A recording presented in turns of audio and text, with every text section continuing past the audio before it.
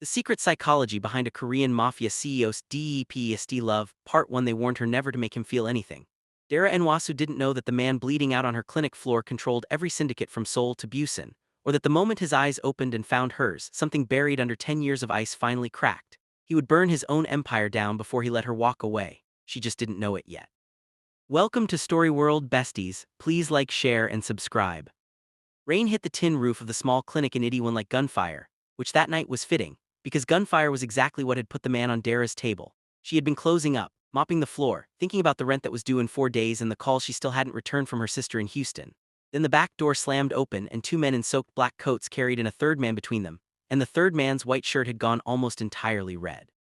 "Help him," one of the men said in rough English, his eyes wild. "Please, he cannot go to a hospital." Dera didn't ask why. She had learned in 3 years of running an unlicensed clinic for people who couldn't afford questions that the why usually got you killed faster than the wound did. She cleared the table with one sweep of her arm and pointed. On the table, now. The wounded man was tall. Even lying down she could tell that, with a jaw that looked carved rather than grown and dark hair plastered to his forehead with rain and blood. His eyes opened once briefly as she cut his shirt away, and they were black and clear and utterly without fear, even as his own blood pooled beneath him. "You're going to be fine," Dera said, more to herself than to him, because the bullet had gone clean through the meat of his shoulder and missed anything that mattered. "Somebody upstairs likes you." His mouth curved barely. "Somebody upstairs owes me." She almost laughed. She didn't have time to. She packed the wound, stitched what needed stitching, and worked through the sound of his men packing outside the door like dogs waiting for a verdict. When she finally straightened up, wiping her hands on a towel that used to be white, the man was watching her with an intensity that made the hair rise on her arms. "What's your name?" he asked. "The woman who just saved your life," Dera said. "That's all you need." Something moved behind his eyes, not amusement exactly. Recognition maybe of something he hadn't expected to find in a back alley clinic on a Tuesday night. "Kang Min-ho," he said anyway, offering his name like a man unused to giving anything away for free. "I don't forget people who save my life." "Good," Dera said. "Then don't forget to send a real doctor next time you get shot. I do teeth and flu shots. Gunshot wounds are not my specialty." He laughed. It surprised both of them, she could tell, a short rough sound like it had been rusted shut for years. His men outside went still at the noise as if they, too, had never heard it before. 3 days later, Min-ho didn't need a doctor, but he came back anyway. He didn't come as the wounded man from the clinic floor. He came in a black car that took up the whole width of the alley, in a charcoal suit that fit him the way expensive things fit men who never had to think about money, and he stood in her doorway like he owned the building, which Dera would later learn he did, along with the 6 buildings around it. "You're supposed to be resting," she said, arms crossed. "I don't rest." He held out a small paper bag. "You said you do teeth and flu shots. I brought you a new autoclave. Yours from 3 years ago is a fire hazard." Dera stared at the bag, then at him. "I didn't ask for anything." "I know," Min-ho said. "That's exactly why I brought it." She should have refused it. Every instinct told her to refuse it because men who gave things without being asked were men who expected things back eventually in a currency she couldn't afford. But there was something in the flat, unadorned way he said it, like it wasn't a gift so much as a correction of an injustice, that made her step aside instead. "1 coffee," she said, "then you leave and we're even." He smiled like she'd handed him something rare. "Deal." The coffee turned into 2 hours. Dera would think about that later, how easily the time had gone, how she had told a man she'd known for 3 days about her mother's death, about the sister she was still trying to bring over from Houston, about the community clinic she dreamed of opening if she ever had the money, and he had listened the way almost no one listened, like every word she said was being filed away somewhere important. He told her almost nothing about himself, only that his father had built something he never wanted and that he had inherited it anyway, the way you inherit a storm. "What do you actually do?" Dera finally asked. "Business," Min-ho said. "Complicated business." "That's what men say right before I find out they're either married or dangerous." "I'm not married," he said. Then, after a pause that told her everything, "I am, however, dangerous."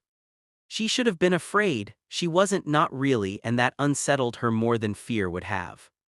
Word travels fast in a neighborhood built on secrets, and by the following week, Half of Itaewon knew that Kang Min-ho, the man whose name was spoken in whispers even by people who had never met him, had been seen twice at the little clinic on the corner, sitting on a plastic stool like a man who had nowhere more important to be.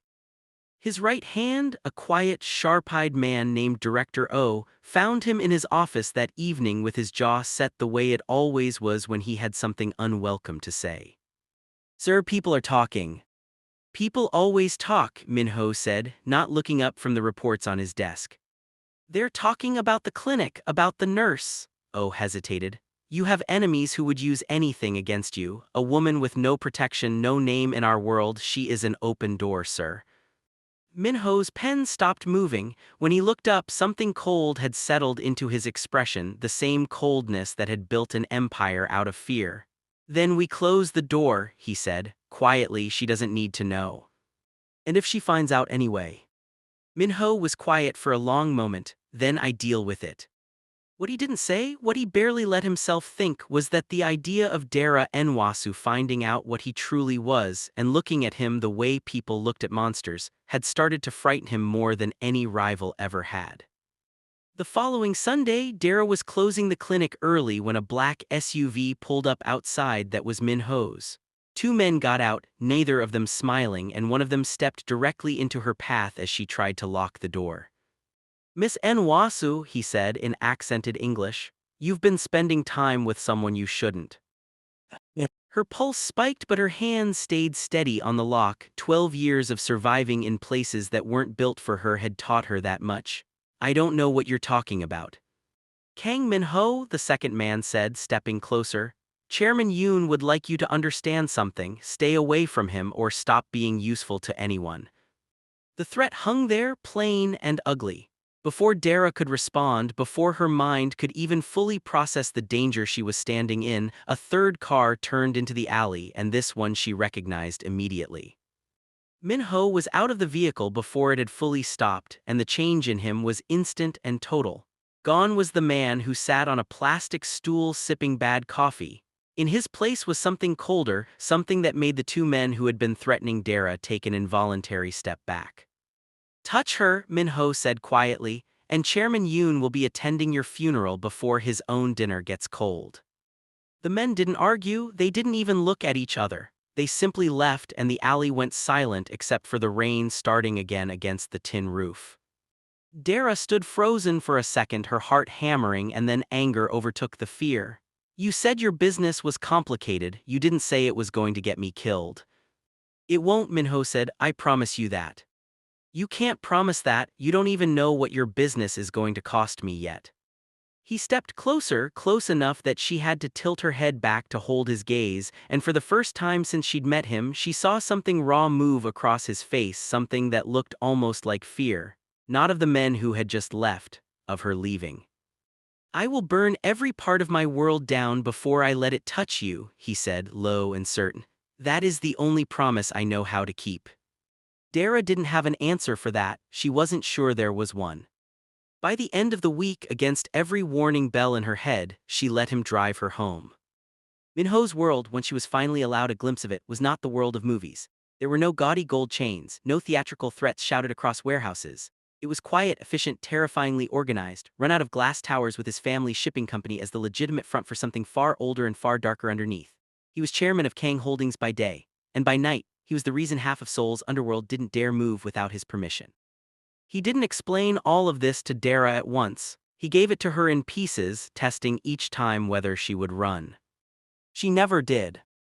"You should be more afraid of me," he told her one evening. On the balcony of the penthouse she still refused to properly visit, sipping tea she'd insisted on making herself because she didn't trust his staff not to poison it with luxury she couldn't reciprocate.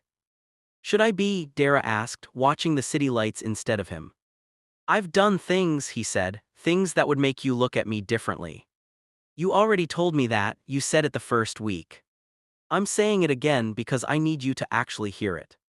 She turned to face him then, and there was no fear in her eyes, only something steadier, something that unsettled him more than fear would have. "I grew up watching my mother work 3 jobs so men in suits wouldn't repossess our apartment," she said. "I've seen what desperate looks like, I've seen what cruel looks like. You haven't been either of those things to me, not once. So until you are, I'm going to keep deciding for myself what I should be afraid of." Something shifted in Min-ho's chest that night, something he didn't have language for yet, something that felt dangerously close to the thing his mother used to call love before she died and left him with a father who taught him only how to survive. He reached for Dera's hand, she let him take it. Neither of them said anything else, they didn't need to. The first real test of what was growing between them came at a gala Min-ho couldn't avoid, a glittering fundraiser thrown by one of his father's oldest rivals, Chairman Yoon himself, the same man whose thugs had cornered Dera outside her clinic. Min-ho hadn't wanted to bring her. Dera had insisted, arguing that hiding meant admitting there was something to hide, and admitting there was something to hide meant admitting she mattered enough to be a weakness. She wore emerald that night, and when she walked into the ballroom on Min-ho's arm, conversation didn't just quiet, it stopped entirely. "Who is she?" someone whispered. "Kang Min-ho's mistake," someone else answered cruelly, close enough for Dera to hear.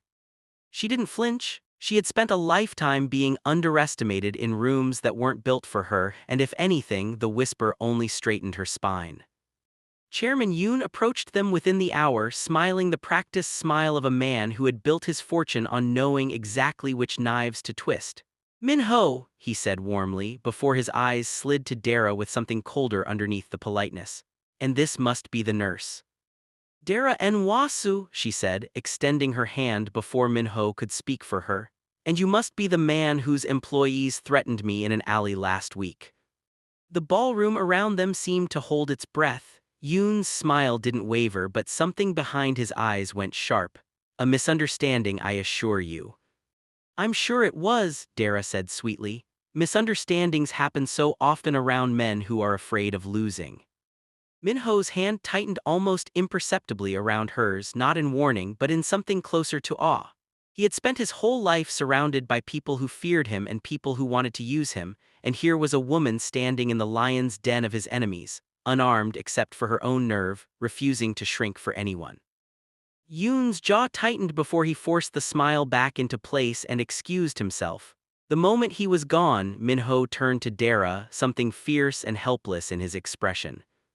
"You could have gotten yourself killed just now." "I could have," Dera agreed, "but I didn't, and neither did you because you were too busy standing there looking like you wanted to marry me in front of all your enemies."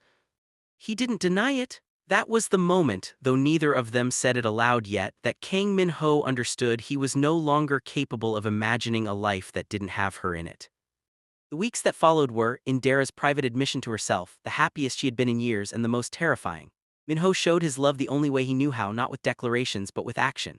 He had her clinic's roof repaired before she even mentioned the leak. He quietly paid off the debt on the building she rented without telling her, until her landlord let it slip during a conversation about renewing her lease. He learned without being told that she took her coffee black on hard days and sweet on good ones, and somehow always seemed to know which day it was before she did.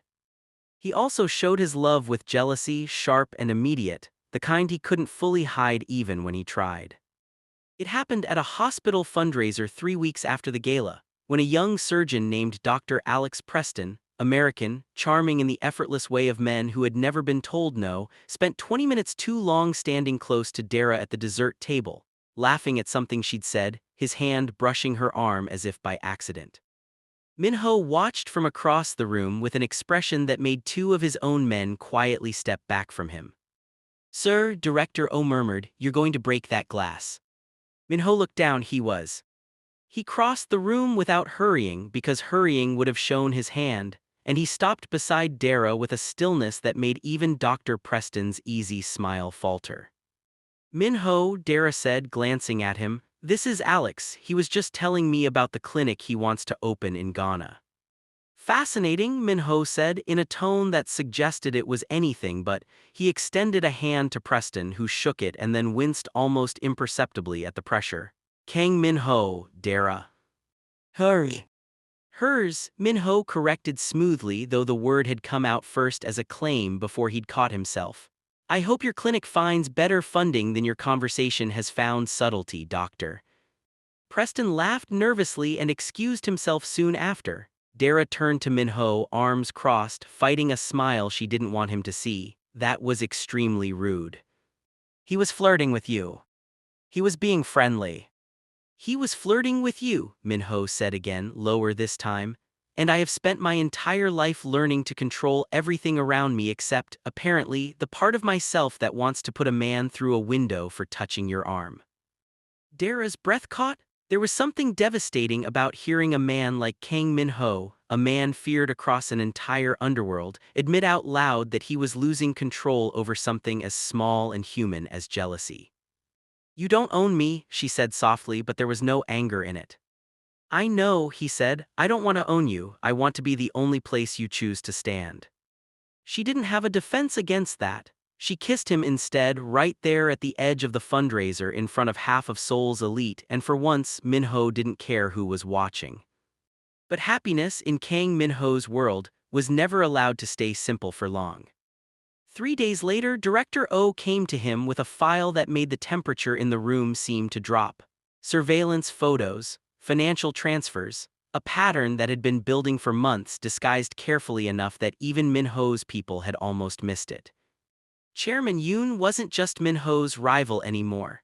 He was preparing a move, a real one, aimed not at Kang Holdings' boardroom, but at the one place Min-ho had never bothered to protect because he had never before had anything there worth protecting. "Dera.